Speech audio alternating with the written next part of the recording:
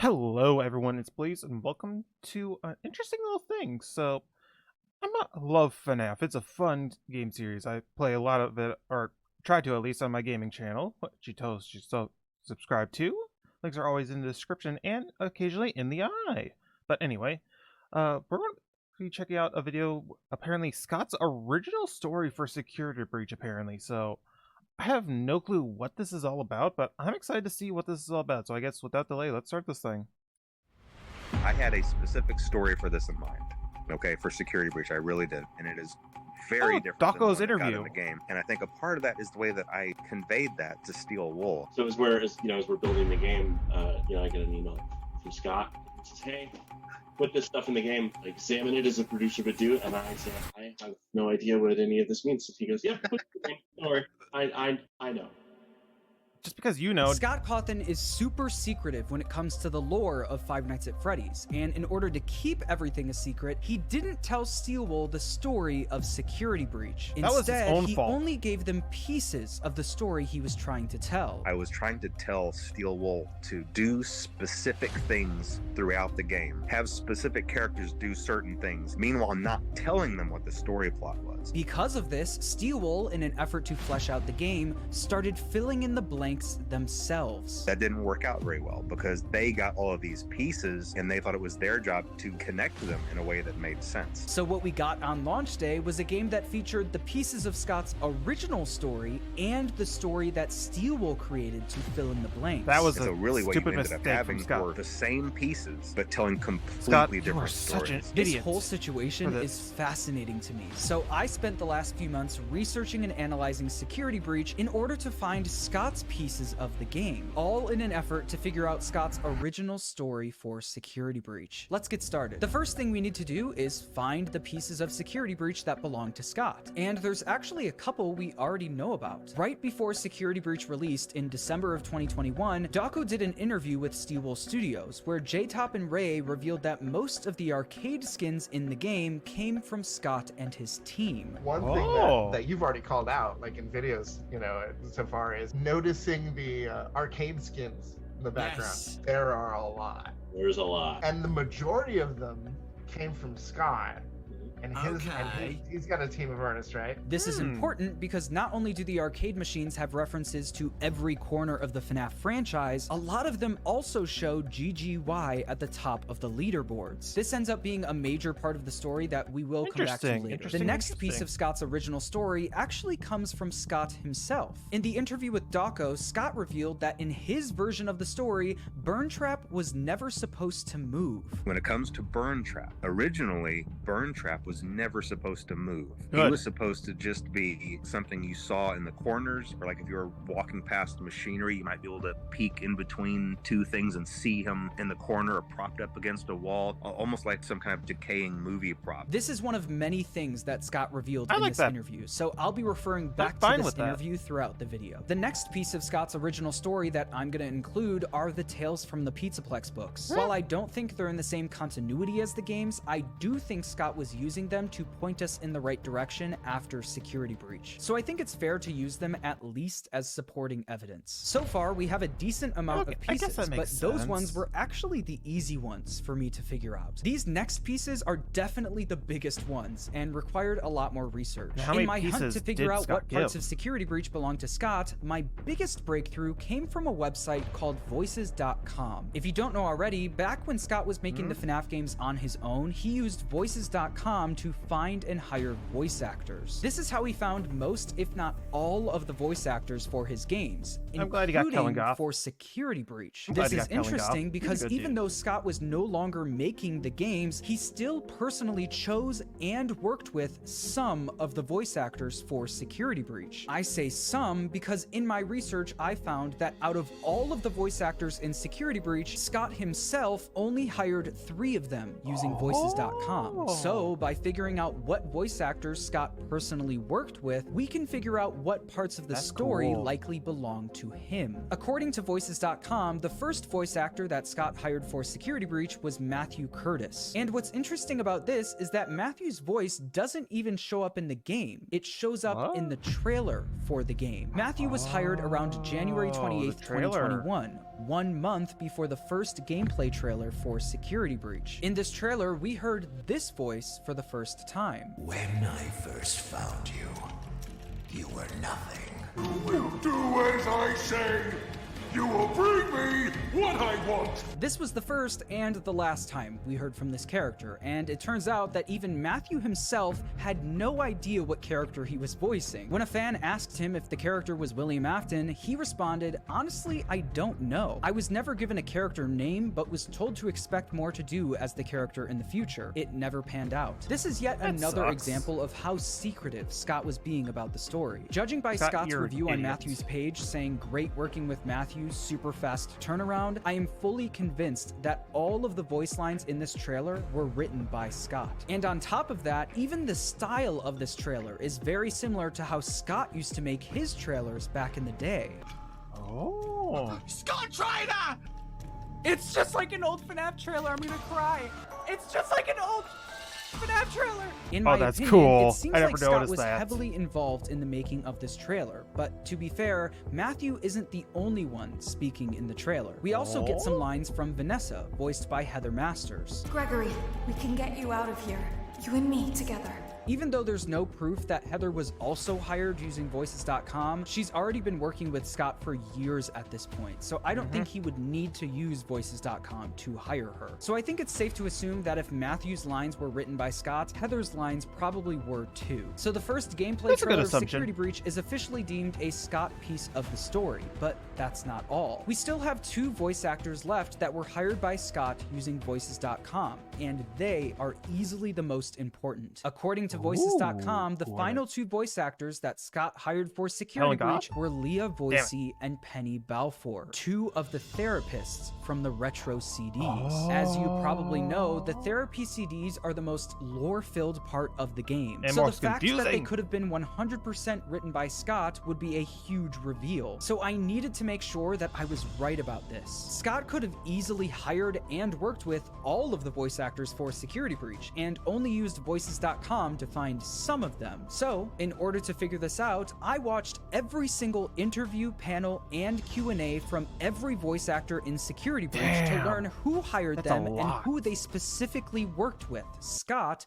or Steel Wool. Here's what I found. Martis Fedek, who voices Gregory, Vanny, and Roxy, has mentioned being hired by Steel Wool and also working directly with Steel Wool. I met somebody who ended up then later coming on board with Steel Wool Studios. He asked me to audition for Roxanne and Gregory. It's really cool working with the Steel Wool guys because it's easy to be comfortable working with them. Yeah. You know, you met them. Like, Yeah, they're and just, Steel Wool like, are J-Top, amazing. Brian. That's really Same nice goes to for hear. Cameron Miller, who voices Monty. I was doing things on stage. My director is actually married to one of the producers at Steel Wool. He goes, "Well, actually, we have this game if you want to audition for it." When it comes to Kellen Goff, who voices Glamrock Freddy and Sun and Moon, things are slightly different. Kellen has stated that Scott personally hired him to voice Glamrock Freddy, but after he got the job, Scott sent him to work directly with Steel Wool. Then I see this alligator. Maybe I could ask Scott if he's holding auditions for that one. He responded saying, "Actually, I had something else in mind for you. Would you like to read for Freddy?" And I sent over what would be the first words of Glamrock Freddy, and he said, "Yep, that's it. I'm going to connect you with the Steel Wool guys." I couldn't find any information that's about pretty Heather cool. Masters, who voices Vanessa and Glamrock Chica, but since she's also a veteran of the series, I think it's safe to assume she went through the same thing as Kellen. Hired on by Makes sense. Scott, but Makes then sense. was sent to work with Steel Wool. So basically, any line in the game that came from the Glamrocks, daycare attendant, Vanessa, Vanny, or Gregory were likely for the most part not entirely written by Scott, since all of the voice actors for these characters recorded their lines directly with Steel Wool. That then leaves Leah Voicey and Penny Balfour from the therapy CDs. Maybe Scott did the same thing with them as he did with Kellen, hired them on and then sent them to work with Steel Wool to record their lines. But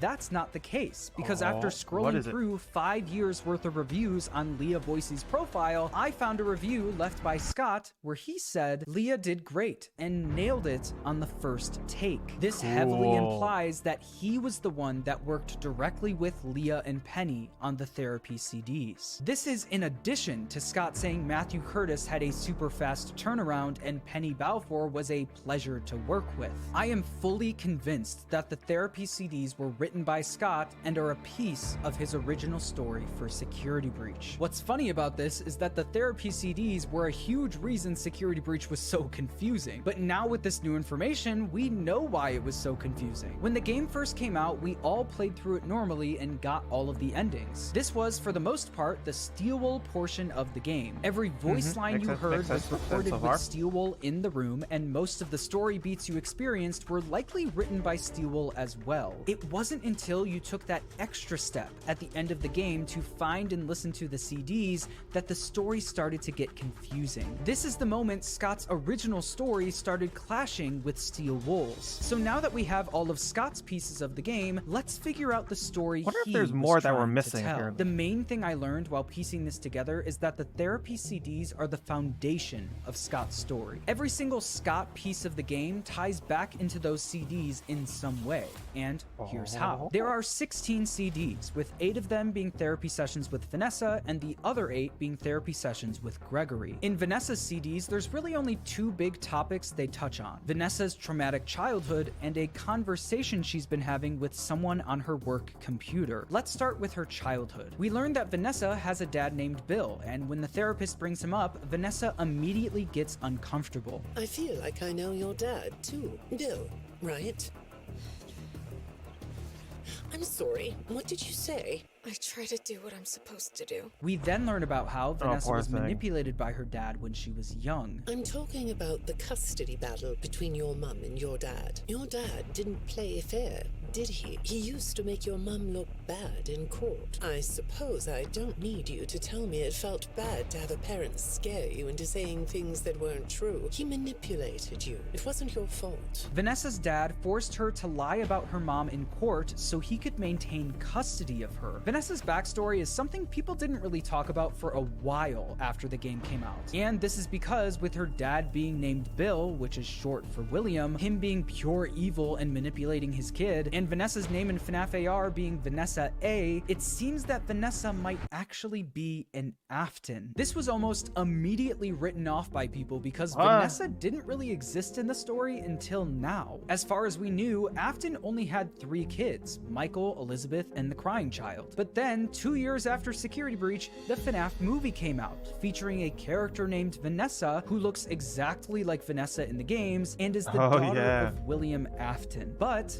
it doesn't stop there. We get another therapy CD about Vanessa's dad, where the therapist gives her advice on how to deal with her trauma. Are you talking about your dad? You can't just ignore an issue. You have to face your memory of the experiences and process them so you can let it go, so you don't get triggered anymore. The therapist tells her to face the memory of her traumatic experiences with her dad so she can process them and let them go. This is the exact same advice Vanessa is given in the FNAF 2 movie. You remember how spoiler, I don't want no spoiler. Oh man, I still haven't seen the movie. You have to face your memory of the experiences and process them so you can let it go. I don't think that's a good idea. I don't like doing that. She then literally faces the traumatic memories with her dad head on in an effort to overcome them. In the games, we learn that Vanessa's dad is extremely possessive of her, with him making her lie in court so he can maintain custody of her. This extremely possessive trait is also something we see from Afton in the movies.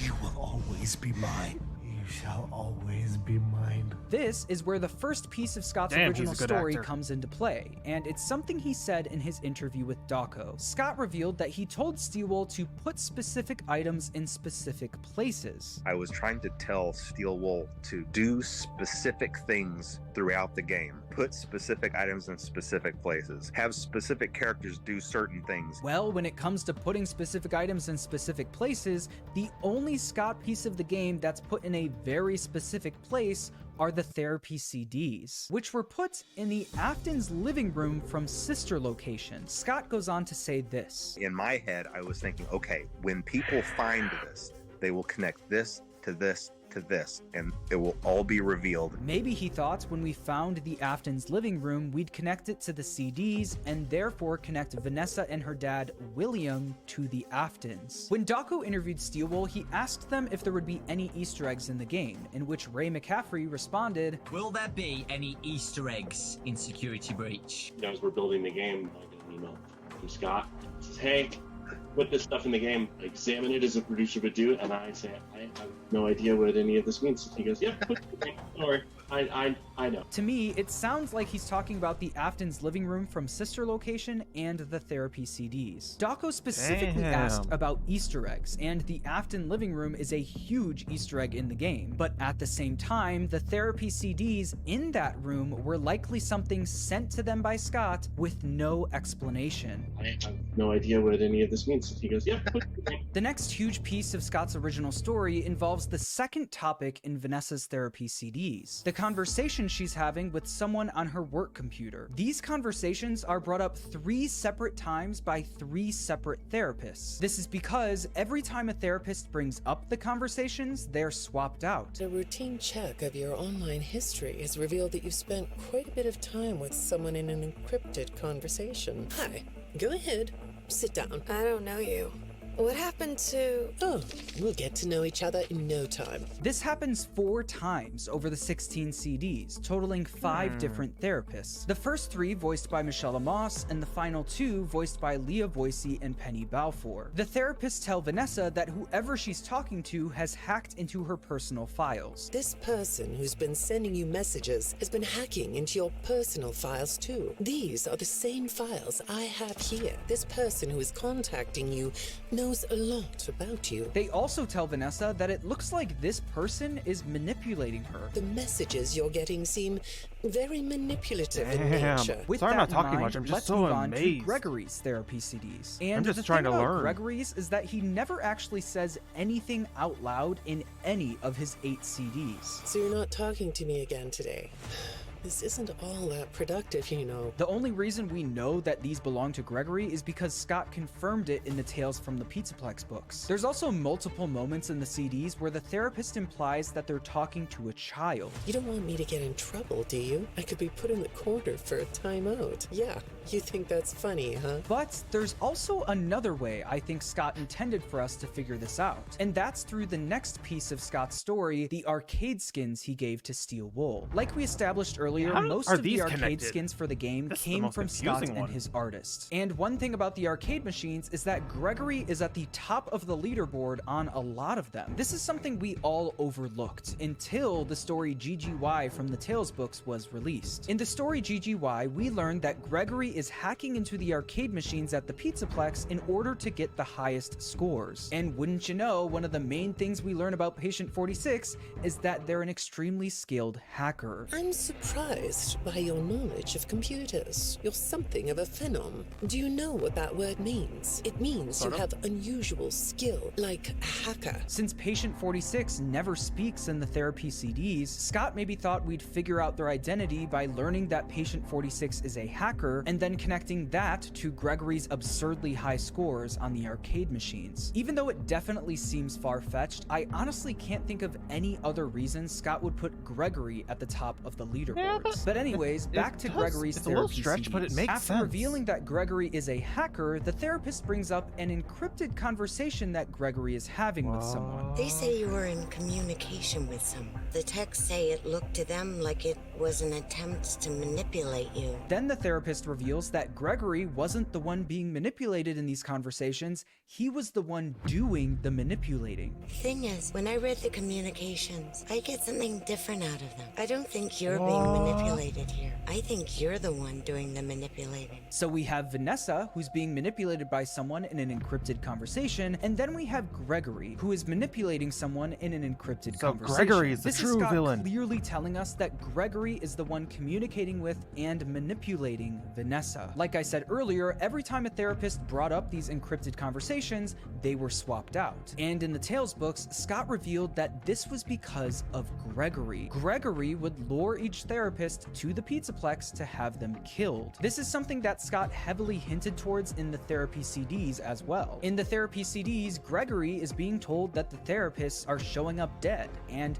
he doesn't care. Apparently, all 3 of your former therapists have gone missing. One of them was found dead. That doesn't seem to upset you. Well, then I guess I'll go ahead and tell you that the woman's body was pretty messed up. That doesn't bother you either? This screams to me that Gregory was fully under the control of Glitchtrap, and this was basically confirmed in the books as well. Gregory's nickname in the books is literally the wizard's most favored apprentice. So not only is he under the control of Glitchtrap, he's talking to and manipulating Vanessa on the behalf of Glitchtrap. Scott brings up these conversations so many times in the therapy CDs, so they must be important. Which leads into our next question: what were Gregory and Vanessa talking about in these conversations? Well, what if I told you that we've already heard a piece of these conversations 7 years ago? On October 23rd, 2019, we got the Curse of Dreadbear DLC for Help Wanted. In this DLC, we get our first look at the Vanny mask, and if you put it on while at the prize counter, you can hear Vanessa start to have a conversation with someone. In this conversation, she talks about the Vanny costume that she's creating.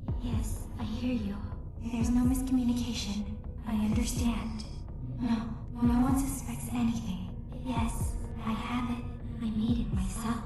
I think you would like it. This is the conversation that's brought up multiple times in the therapy CDs, where Gregory is manipulating Vanessa. I know this because Vanessa is also confronted about this Vanny costume in the therapy CDs. But once that happens, she says this. It looks like you were shopping for a costume. What was that? Did you say the costume is a secret? I can't talk about this. He said he would always be watching. He could be here, or there, or anywhere in between. On top of all of that, after doing a little bit of research, I found that the voice actor for these specific lines from Help Wanted, Jesse Tang, was also hired by and worked directly with Scott, just like the therapists in the CDs, with him saying Jessica was terrific, she took direction well, and turnaround was very fast. So the idea that this conversation from Help Wanted and the therapy CDs are connected would make sense, considering they were both directly written by Scott. Now we have all These the pieces conversations why were they a connect. huge part now of tell Scott's me original what the story was. but it doesn't stop there. There's another piece of security breach that I believe belongs to Scott that we haven't talked about yet. In the therapy CDs, Gregory takes an ink blot test. I saw some ink blot test results in your file. I like ink blot tests. You want to do one? Gregory then takes the ink blot and says this. How about this one?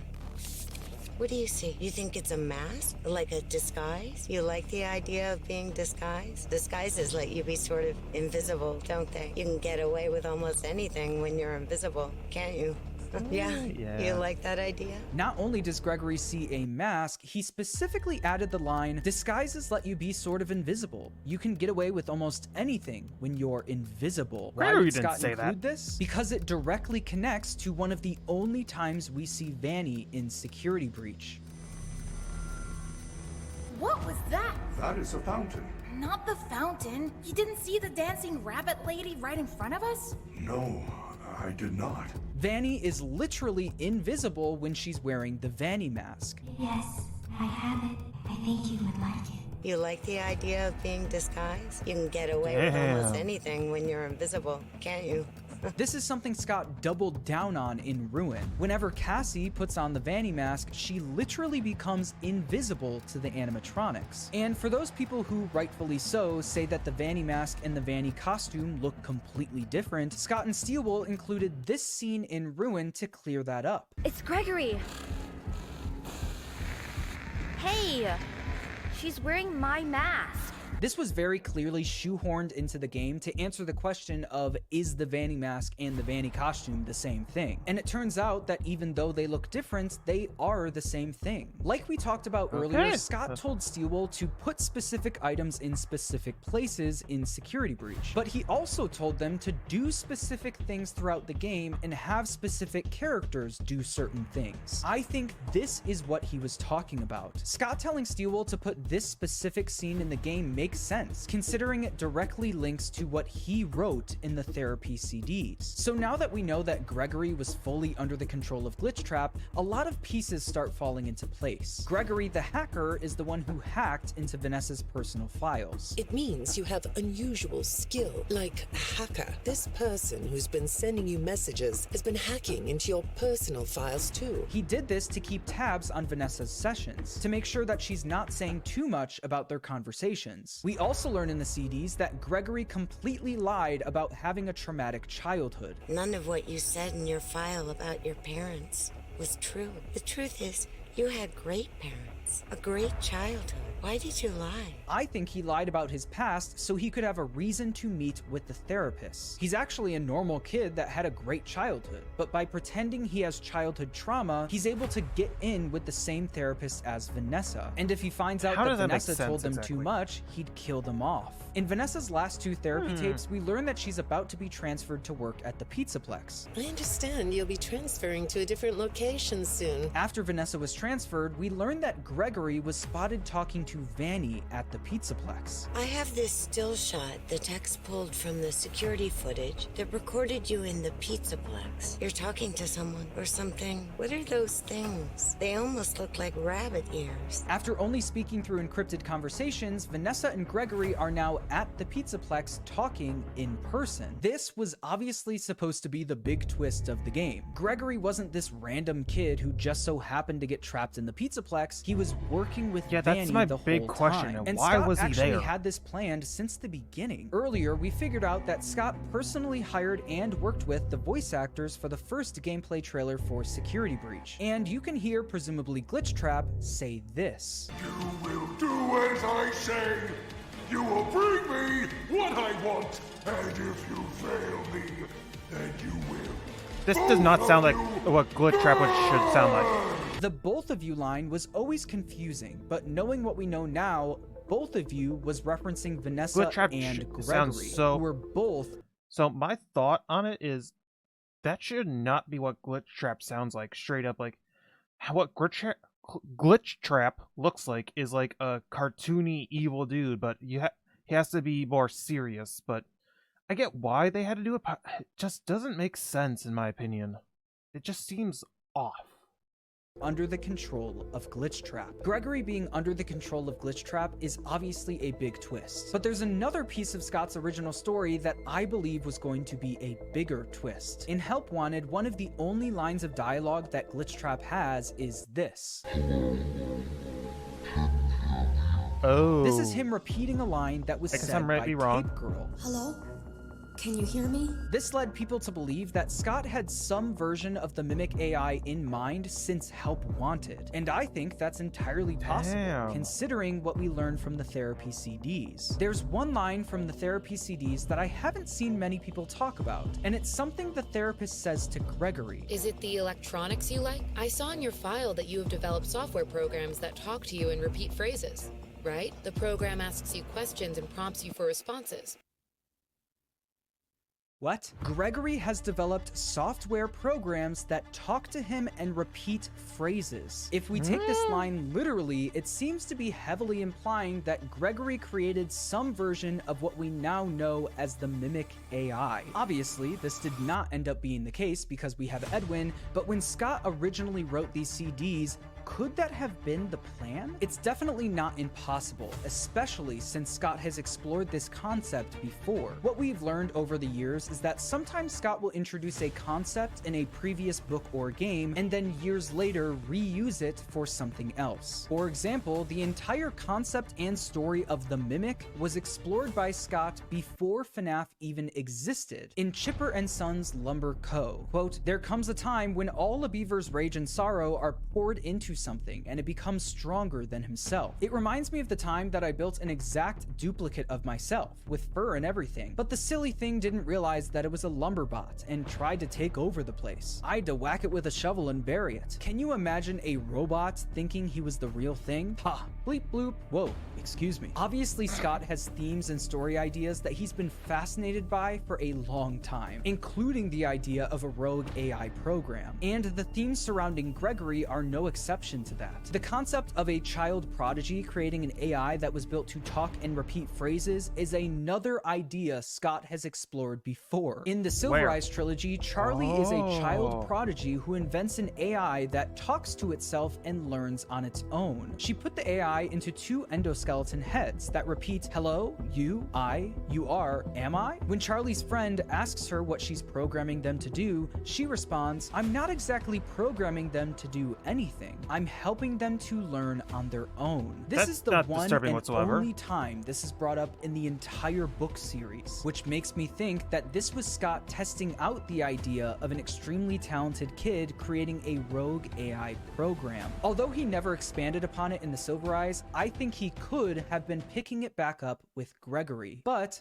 there's one detail that could make or break this whole explanation. If Gregory was already under the control of Glitchtrap when he made the program, Glitchtrap obviously made him create it, and I think that probably is the case. The therapist says that while Gregory was talking to the program, it sounded like someone started responding to him. When I study this, it sounds like there is someone else responding This to is you. disturbing. I think this program was how he would communicate with Glitchtrap or Vanessa. Although that line about Gregory creating essentially the mimic AI is super weird. And until we get an explanation, those are the 2 possible ways I think it could be interpreted. Now it's time to talk about arguably the biggest thing we learned about Scott's original story. Burntrap was never supposed to move, and based on what Scott is saying, it seems like he was almost supposed to be an Easter egg. Like if you look between 2 objects, you'll see Burntrap just chilling in the corner. Scott said that Burntrap did have a specific purpose, but he decided not to share it. And you never fully understood what his purpose was. And he had a very specific purpose, and I'm not going to say what that purpose was, but realistically, he never moved. So in order to understand what Burntrap is, we first need to understand what Glitchtrap is. There is a lot of debate about if Glitchtrap is the actual spirit of William Afton, or if it's just the mimic program mimicking William Afton. And I think it's a little bit of both. In the Daco interview, Scott actually shared his thoughts on Glitchtrap by saying, I love the character, but I can't help my inclinations to lean sci-fi. So anything that involves possession of AI or possession of machines or circuitry, I love that sort of thing. So I love the idea of Glitchtrap. I think Scott was being pretty clear when he said that Glitchtrap is the result of a spirit possessing an AI program. And I think that AI is the mimic program, and the spirit possessing it is William Afton. like that. In Help Wanted, it's very clear that Glitchtrap wanted out of the VR game. It wants to escape through someone plugged into this game. That's, you know.